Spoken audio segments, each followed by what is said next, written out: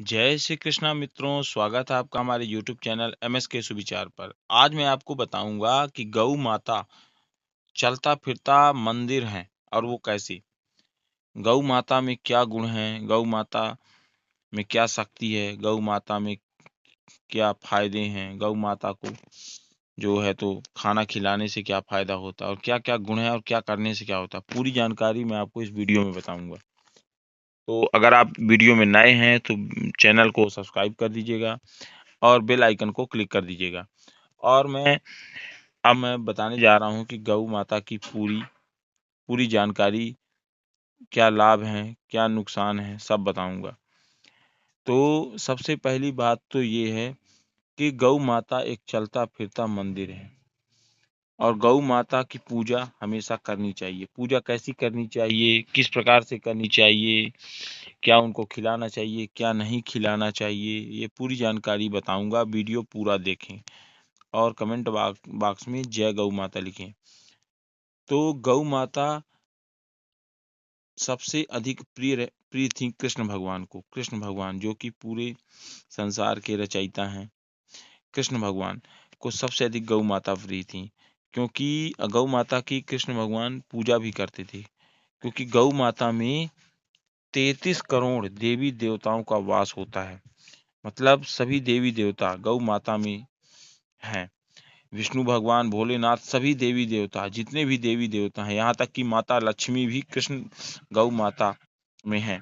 तो गौ माता की हमेशा पूजा करनी चाहिए और पूजा किस प्रकार से करनी चाहिए वो भी बताऊंगा।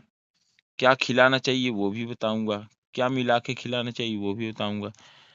और गौ माता जो है तो चलता फिरता मंदिर तो है ही। और श्री कृष्ण भगवान को सबसे अधिक गौ माता में जो जाति होती है तो गौ माता में कामधेनु गाय, माता में कामधेनु गाय जो कि कृष्ण भगवान को सबसे अधिक प्रिय थी।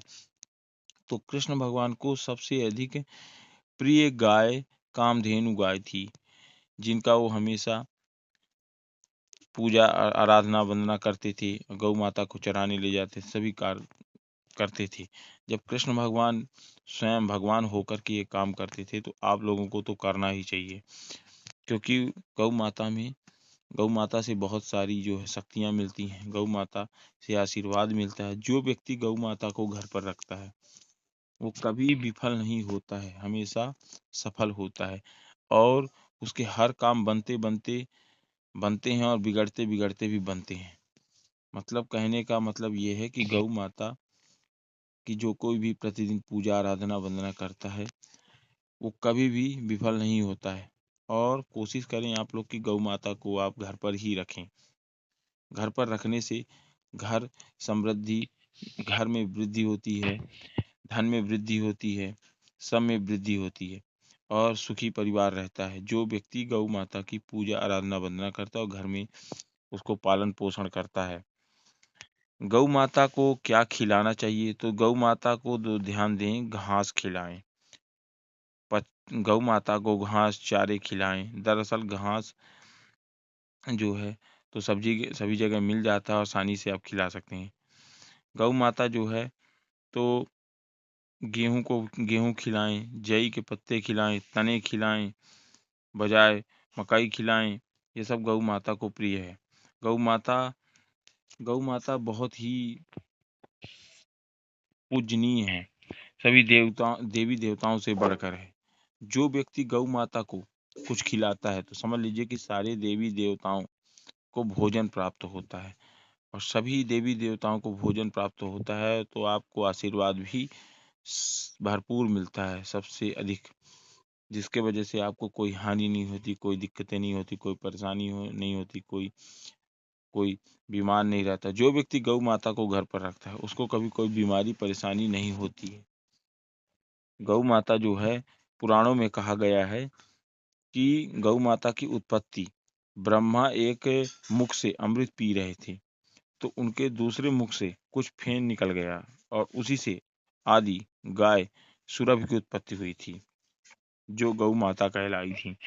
दूसरी कथा ये भी है कि दक्ष प्रजापति की 60 लड़कियां थीं, उन्हीं में से एक सुरभि भी थी, वो गौ माता बन गई। उनको ये आशीर्वाद मिल गया कि अब गौ माता के रूप में रहेंगी। गौ माता के गौ माता के 10 नाम हैं। पहला नाम है कपिला, दूसरा नाम है गौतमी, तीसरा नाम है सुरभि, चौथा नाम है गोमती, पांचवा नाम है नंदिनी, श्यामा, वैष्णवी, मंगला, ये नाम है। और सबसे प्रिय नाम है गौ माता का कामधेनु। कामधेनु जो है तो कृष्ण भगवान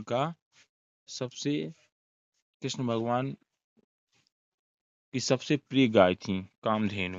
और कामधेनु कहकर ही बुलाते थे गौ माता को कृष्ण भगवान।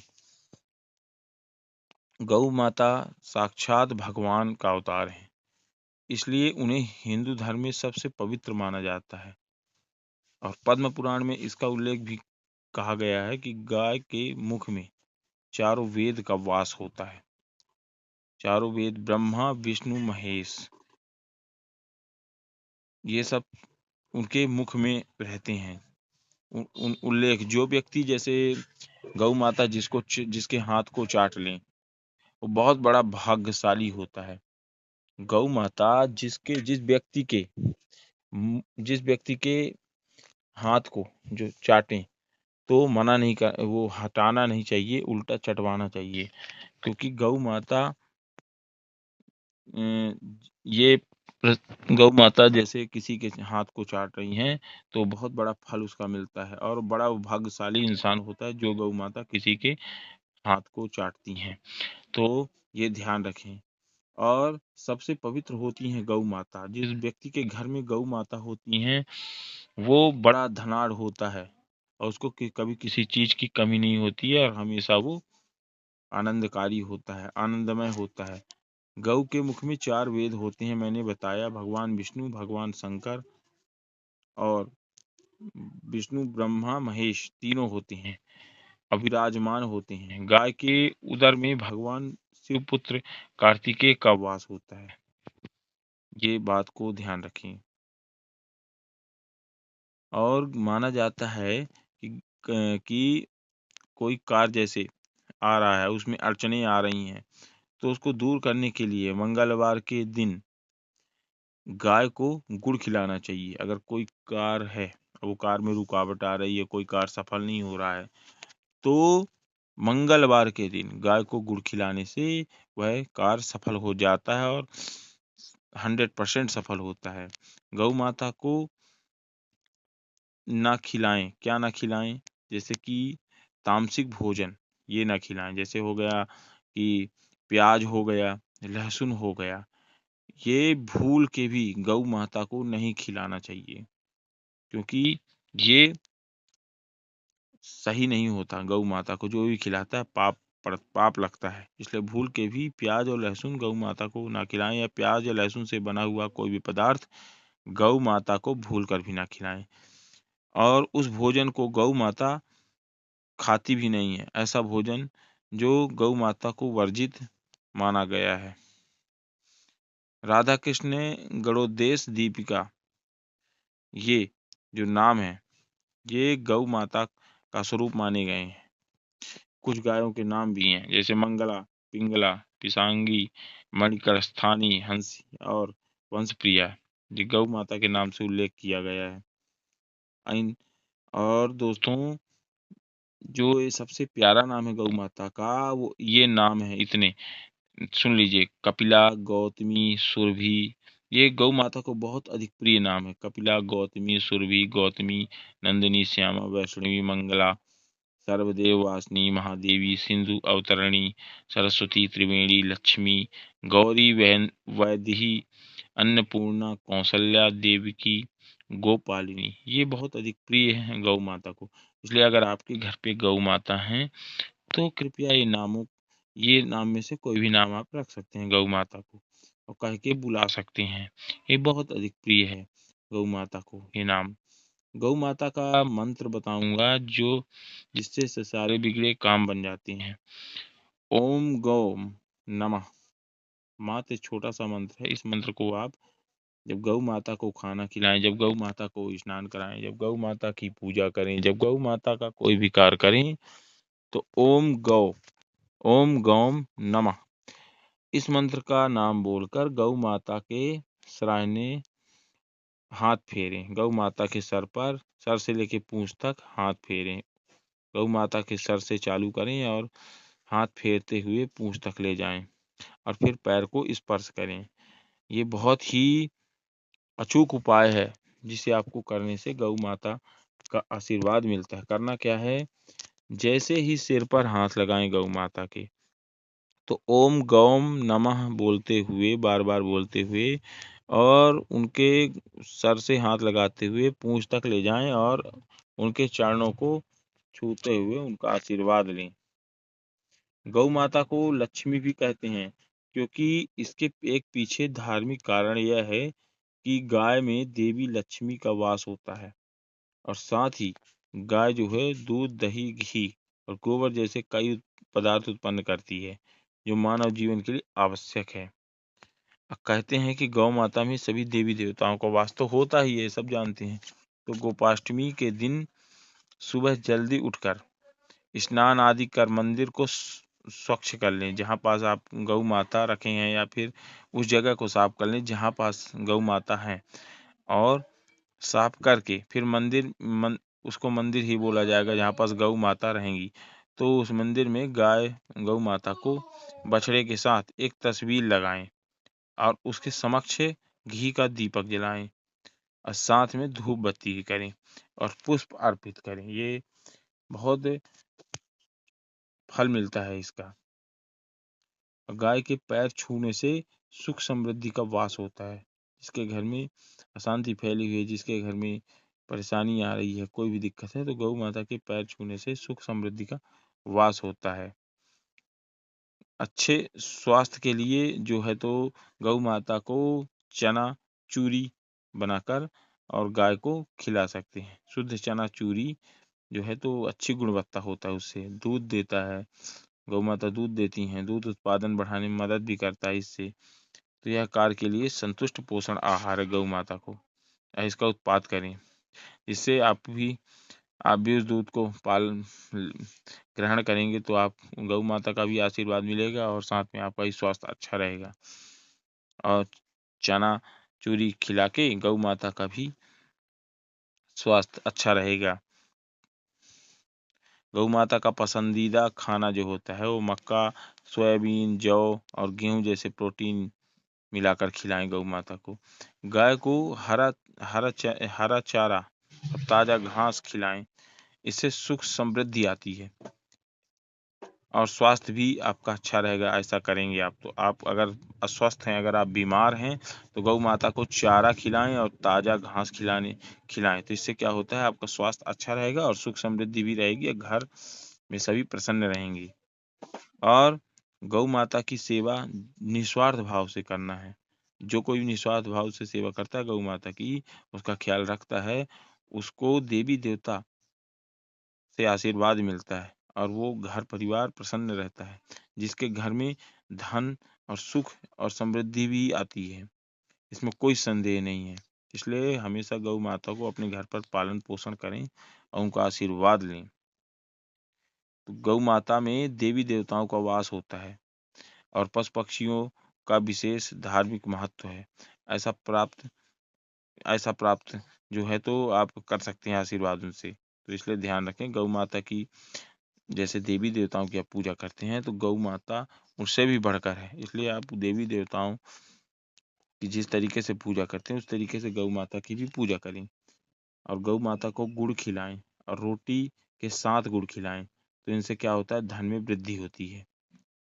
गौ माता के गले में पीठ को सहलाएं, इससे आपको आशीर्वाद में मिलता है, सुख समृद्धि मिलती है।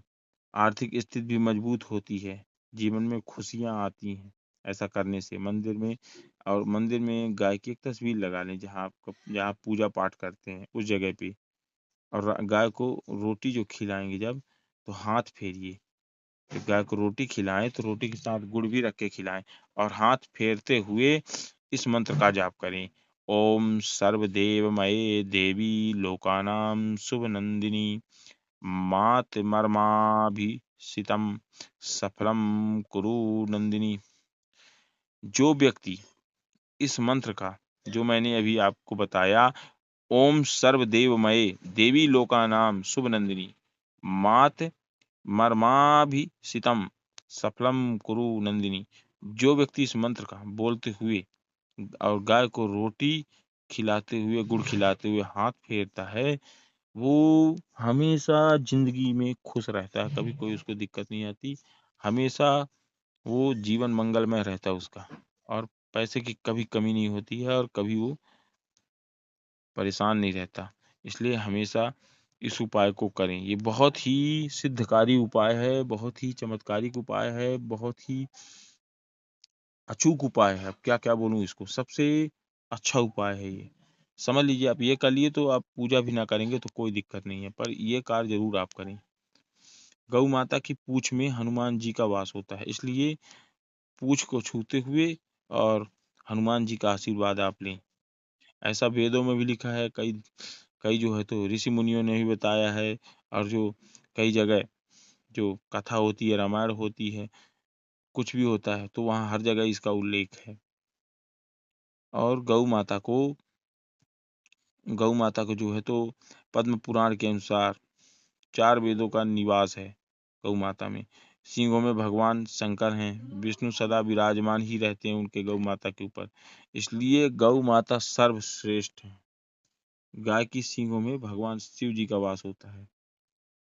जो सींग होती हैं गाय की, उनमें भगवान शिव जी का वास होता है। गाय के उदर में भगवान शिव जी के बड़े बेटे कार्तिकेय का वास होता है, और मस्तक में ब्रह्मा का वास होता है, और ललाट में रुद्र का वास होता है, और सींगों के आगे वाले भाग में भगवान इंद्र रहते हैं, और कानों में अश्विनी कुमार का वास होता है, और आंखों में सूर्य का वास होता है, और चंद्र का वास होता है, और दांतों में गरुड़ का वास होता है, और जीभ में सरस्वती निवास करती हैं।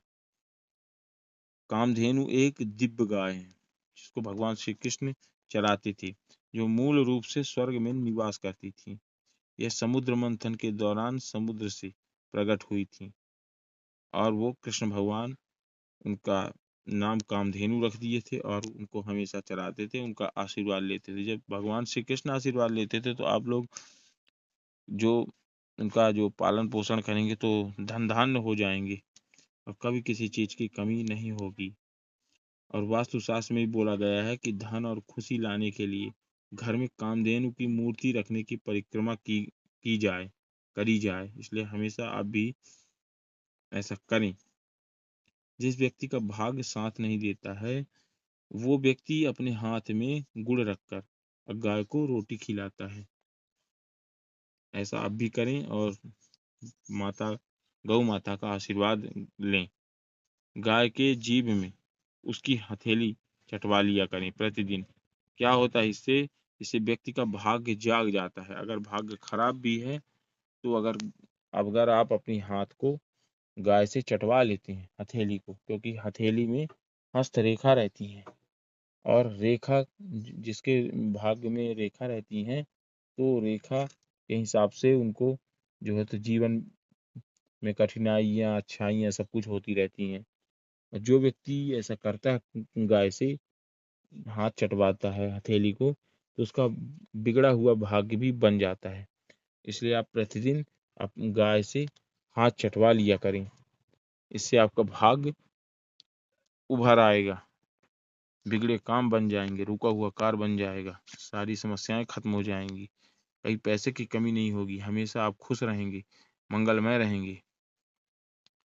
और दोस्तों, देसी गौ माता का पीठ जो होता है उन पे हाथ फेरने से हमेशा जीवन मंगलमय कारी रहता है। इसलिए हमेशा हाथ फेरते रहें गौ माता के ऊपर। आज की वीडियो यहीं तक। जय श्री कृष्णा, राधे राधे। वीडियो अच्छी लगी हो तो आप कमेंट बॉक्स में जय गौ माता, जय श्री राधे कृष्ण जरूर लिखें, अवश्य लिखें। हर हर महादेव।